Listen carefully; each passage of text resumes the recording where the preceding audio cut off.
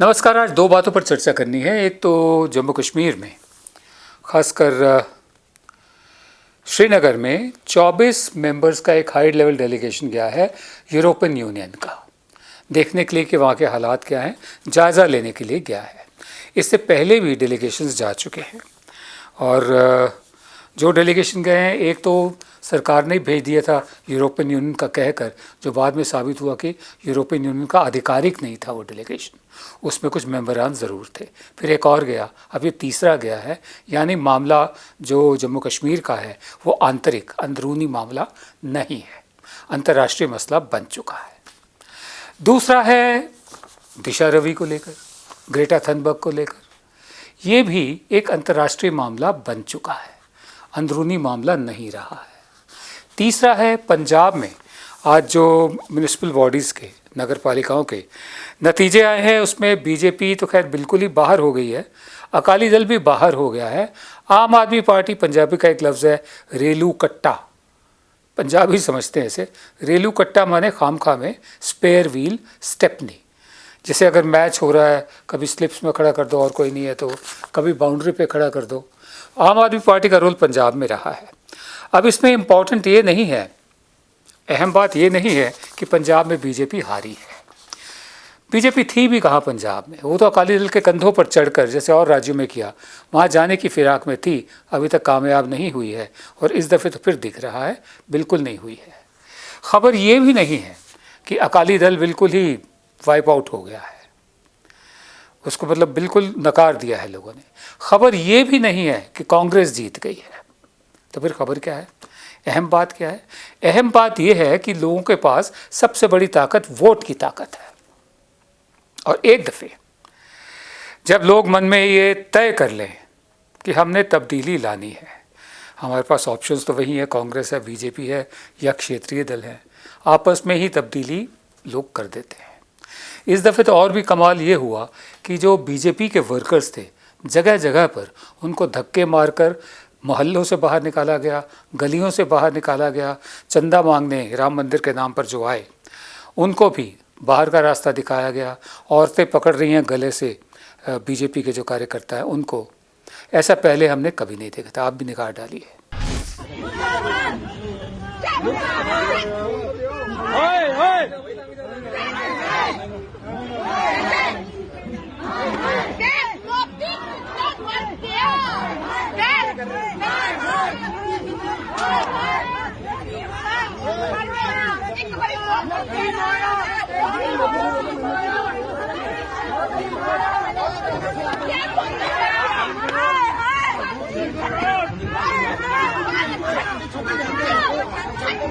Side हो जाओ।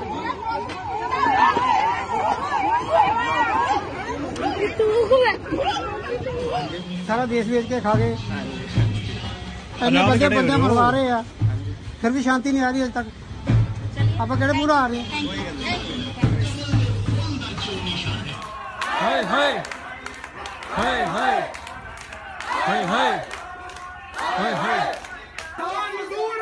जिंदाबाद जिंदाबाद जिंदाबाद। हाँ जी, क्या करने आए हो? कौन कमल वाले हो? चलो यहाँ पे नहीं आना, चलो मेरा घर आइए। ओ भाई साहब बाहर चल, बाहर चल। मेरे यहाँ पे बड़ा क्यों? मेरे घर पे चल, बाहर चल। अब ये सब देखने के बाद साफ जाहिर होता है कि ना कांग्रेस की जीत इम्पॉर्टेंट है, अहम है, ना अकाली दल की हार अहम है, ना बीजेपी का एकदम साफ होना अहम है, ना ही आम आदमी पार्टी का रेलू कट्टा बनना। रेलू कट्टा माने स्पेयर व्हील स्टेपनी, जैसे मैंने बताया, वो इम्पॉर्टेंट ये है वोट की ताकत कितनी ज़बरदस्त होती है। हमारी चॉइसेस जो हैं वो तो हैं ही, उन्हीं में से ही लोगों को चुनना है।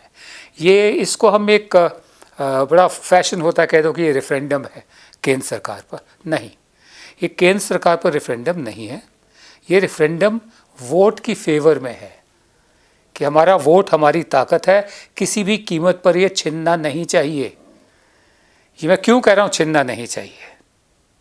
क्योंकि इकलौती यही ताकत है जो सरकारें बदल सकती है, और जो लोग सरकार से चिपके रहना चाहते हैं उनकी राह में वोट सबसे बड़ा रोड़ा है, इसलिए इसकी हिफाजत ज़रूरी है। बंगाल में चुनाव होने हैं, असम में चुनाव होने हैं, उनके जो भी नतीजे हैं रेफरेंडम वो भी नहीं होंगे। इतना तय होगा कि वोट की ताकत की जो हिफाजत है हर हालत में करनी है। ये मैं कह रहा हूँ सन 2024 में होने वाले आम चुनाव उनको लेकर मैं कह रहा हूँ। पंजाब के चुनाव में जो भी नतीजे आए ठीक है, ये लोग भी अपना वक्त पूरा करेंगे, जाएंगे, मतलब हाँ, कांग्रेसी जितने भी हैं, ये बीजेपी वाले सबक सीखेंगे या नहीं सीखेंगे, अभी भी वो सत्ता के मद में अंधे हुए पड़े हैं एकदम, खासकर केंद्र में तो। और उनका तो एक ही मिशन नज़र आता है कि किसी भी कीमत पर राज्यों में बीजेपी की सरकारें बनाओ, जबकि सरकारें इसलिए बनाई जाती हैं कि लोगों का भला करें, लोगों की ज़िंदगी बेहतर करें। उनकी निगाह तो सिर्फ देश पर भी नहीं है। एक वो है मुख्यमंत्री त्रिपुरा के बिप्लब, उन्होंने तो यहाँ तक कह दिया कि अमित शाह का अब अगला प्लान ये है कि नेपाल में और श्रीलंका में भारतीय जनता पार्टी की सरकार बनाई जाए। क्या अमित शाह गृह मंत्री या सरकार, केंद्र की सरकार या प्रधान सेवक इस बयान को ओन अप करते हैं, मानते हैं, या फिर बीच का रास्ता, पिछला रास्ता निकाल के कि ये उनके निजी ख्यालात थे? जब कोई मुख्यमंत्री बोलता है तो उसके ख्यालात निजी नहीं होते, और वो भी गृह मंत्री का हवाला देकर जब बोलता है तो फिर ख्यालात निजी नहीं होते। हम जानना चाहेंगे कि जो बिप्लब ने कहा है, क्या बीजेपी, केंद्र सरकार, गृह मंत्री, प्रधान सेवक क्या उसको ओन अप करते हैं कि हाँ हमारा इरादा है नेपाल में सरकार बनाने का, श्रीलंका में सरकार बनाने का? फिजूल की बात है, कुछ भी कहीं पर भी बोल दो। येल यूनिवर्सिटी की डिग्री है स्मृति ईरानी के पास। बनारस के लहर तारा तालाब पर गुरु नानक, गुरु गोरखनाथ और संत कबीर बैठकर बातचीत किया करते थे, आपस में मशवरा करते थे।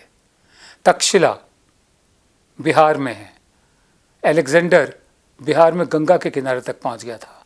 600 करोड़ लोगों ने मुझे जिताया है। मतलब ये क्या मजाक बना रखा है। बहरहाल वापस आते हैं वोट की ताकत पर। जब इन तमाम चीज़ों पर आदमी अपनी जजमेंट बनाता है कि इस दफ़े मुझे किसे लाना है, वो ताकत का आपने एकदम डटकर उसकी हिफाजत करनी है। वोट की ताकत आपके हाथ से कभी नहीं जानी चाहिए। समाज को सदियों से निरंतर दिशा दे रहे मार्गदर्शक, समभाव और समरसता के प्रतिबिंब महात्मा कबीर को उनकी ही निर्वाण भूमि से मैं एक बार फिर कोटि कोटि नमन करता हूं। ऐसा कहते हैं कि यहीं पर संत कबीर, गुरु नानक देव और बाबा गोरखनाथ जी ने एक साथ बैठ करके आध्यात्मिक चर्चा की थी।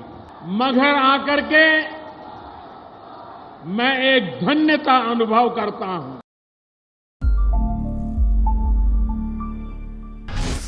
रोज की तरह शो का समापन एक कविता से। आज की कविता है जनाब जानिसार अख्तर साहब की। जानिसार अख्तर बहुत बड़े शायर हैं उर्दू के, और इनका सही परिचय ये है कि जावेद अख्तर जो हमारे यहाँ फिल्मों के गीतकार भी हैं, शायर भी हैं, वो इनके बेटे हैं, जानिसार अख्तर के बेटे हैं। तो जानिसार अख्तर साहब कहते हैं कविता का शीर्षक है बादे वतन। ये उन फर्जी राष्ट्रभक्तों के नाम भी है। तो जानिसार अख्तर साहब कहते हैं, पिला साकिया बादाए खाना साज, घर में बनी हुई शराब, पिला साकिया बादाए खाना साज के हिंदोस्तां पर रहे हमको नाज, कि हिंदोस्तां पर रहे हमको नाज। मोहब्बत है खाके वतन से हमें, मोहब्बत है अपने चमन से हमें, हमें अपनी सुबहों से शामों से प्यार, हमें अपने शहरों के नामों से प्यार, हमें प्यार अपने हर एक गाँव से, घने बरगदों की घनी छाँव से, हमें प्यार अपनी इमारत से, हमें प्यार अपनी रवायात से, हमें प्यार है अपनी तमीज़ से, हमें प्यार है अपनी हर चीज़ से। उठाए जो कोई नज़र क्या मजाल, तेरे रिंद बढ़ के ले आंखें निकाल, सलामत रहे अपने दश्तो दमन, रहे गुनगुनाता हमारा गगन, निगाहे हिमालय की ऊंची रहे, सदा चांद तारों को छूती रहे, रहे पाक गंगोतरी की फबन, मचलती रहे जुल्फ़े गंगो जमन, रहे जगमगाता ये संगम का रूप, चमकती खुनक चांदनी नर्म धूप, झलकती रहे ये अशोका की लाट, ये गोकुल की गलियां, ये काशी के घाट, लुटाती रहे अपने नैनों का मद, ये सुबह बनारस, ये शाम अवध, नहाता रहे नर्म किरणों में ताज, रहे ता कयामत मोहब्बत की लाज, एलोरा के बुत रक्स करते रहे, हंसी गार तारों के भरते रहे, हंसी गार तारों से भरते रहे, रहे मुस्कुराती हंसी वादियाँ, रहे शाद जंगल की शहजादियाँ, हरी खेतियाँ लहलहाती रहे, जवां लड़कियाँ गीत गाती रहे, लहकता रहे सब्ज मैदान में धान, ज़मीनों पे बिछते रहे आसमान,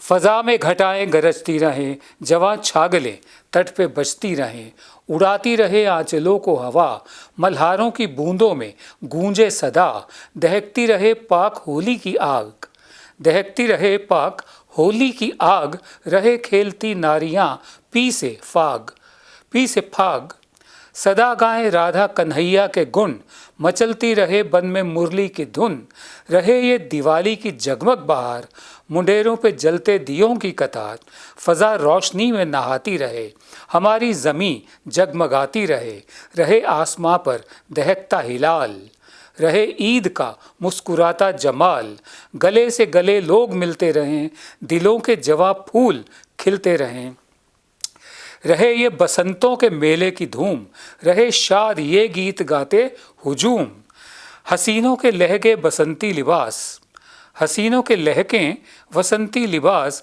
रहे नर्म चेहरों पे हल्की मिठास, हंसी राखियाँ झलझलाती रहे, झमाझम सितारे लुटाती रहे, रहें अपने भाई पे बहनों को नाज, ये मासूम नरमी ये मीठा गुदाज, घरों का तकद्दुस घरों का तकद्दुस रहे बरकरार, पवित्रता तकद्दुस, घरों का तकद्दुस रहे बरकरार, ये बेटों के माथों पे माओं का प्यार, रहे शादो आबाद सहनों की धूम, रहे आंगनों में चमकते नुजूम,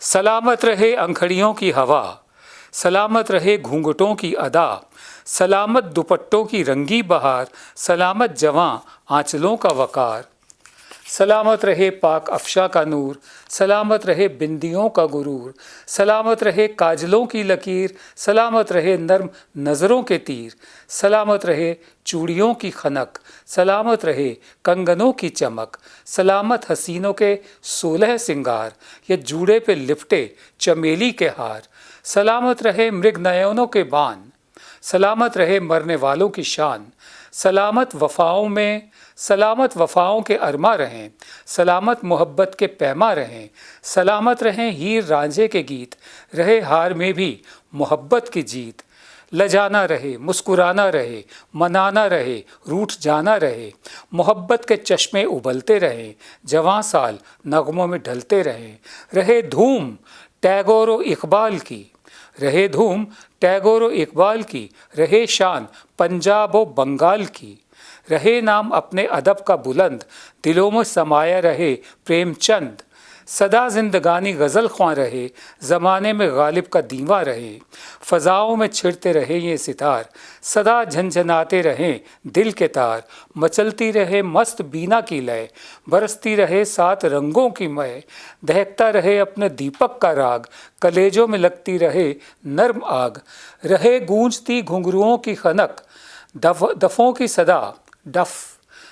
की सदा ढोलकों की गमक, ये घूमर ये कत्थक के तोड़े रहें, जवान नाच दिल को झंझोड़े रहें, रहे साकिया बादख्वारों की खैर, रहे साकिया तेरे प्यारों की खैर,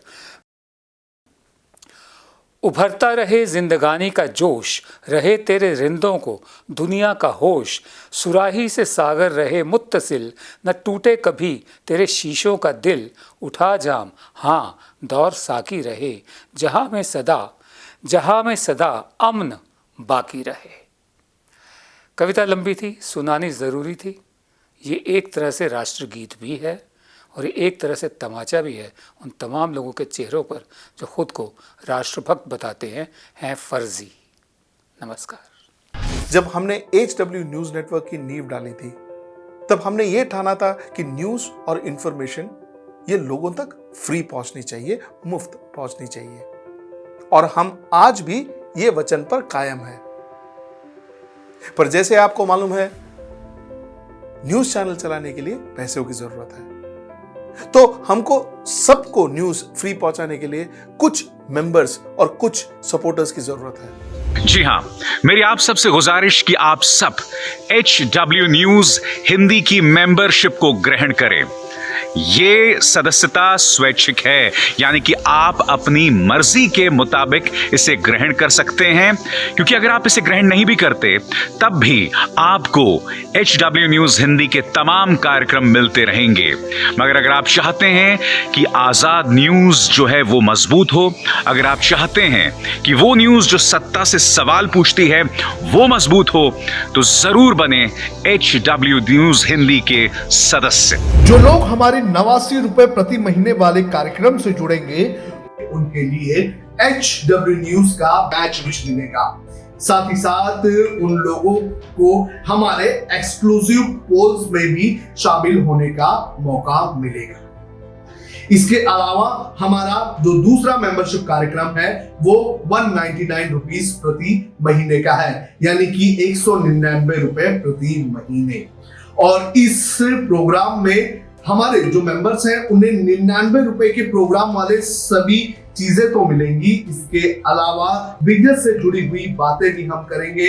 हमारे एक्सपर्ट अखिलेश भार्गव से आप बिजनेस से जुड़े हुए अपने सवाल भी पूछ सकते हैं। हम उम्मीद करेंगे कि आप इस निष्पक्ष पत्रकारिता की राह में हमें पूरी तरह से योगदान देंगे।